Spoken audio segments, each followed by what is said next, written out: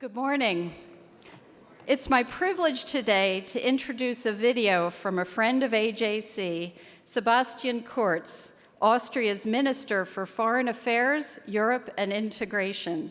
Regretfully, Minister Kurz was unable to be with us today because of a last-minute development in Vienna, but he wanted to share an important message with us. In today's European geopolitical landscape, every day brings both new challenges and new opportunities. One particularly important opportunity is the strengthening bond between Austria and Israel.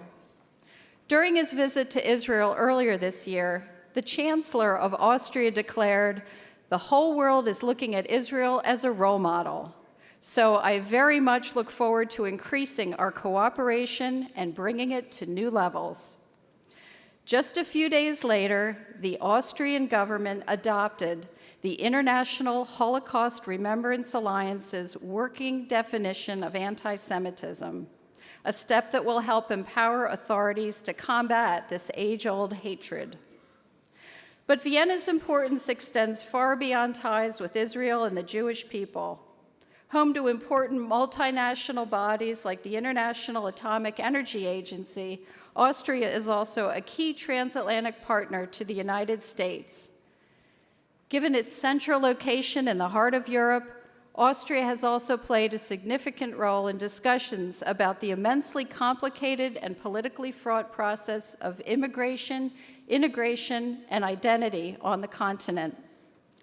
Now, please turn your attention to the screens behind me for a timely message from the Foreign Minister of Austria, a leading candidate for chancellor, and someone whom The Economist called Austria's most popular politician, Sebastian Kurz. Dear members of the American Jewish Committee, I was very honored by the invitation to the Global Forum, and I would like to especially thank David Harris. I very much regret that I'm not able to address you here in person today. But I'm very grateful for the opportunity to say a few words via video. Ladies and gentlemen, I'm fully aware that as Foreign Minister of Austria, I do not represent just another country for Jews around the world. I'm a young politician, but being a young politician does not make me forget our own history. After the end of World War II, Austria certainly took far too long to accept the terrible role that far too many Austrians played in the Third Reich. History cannot be undone, but I want to assure you, we Austrians know that we have a responsibility for our history.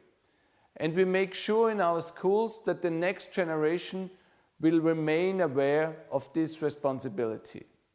I, for example, did not only learn in school about our own history and the crimes committed, what influenced us all the most were the meetings with Holocaust survivors. Listening to their stories was terrible, horrifying, and emotionally almost too much. But at the same time, it made us really understand what the words "never again" mean, and clearly showed us that we all have a responsibility.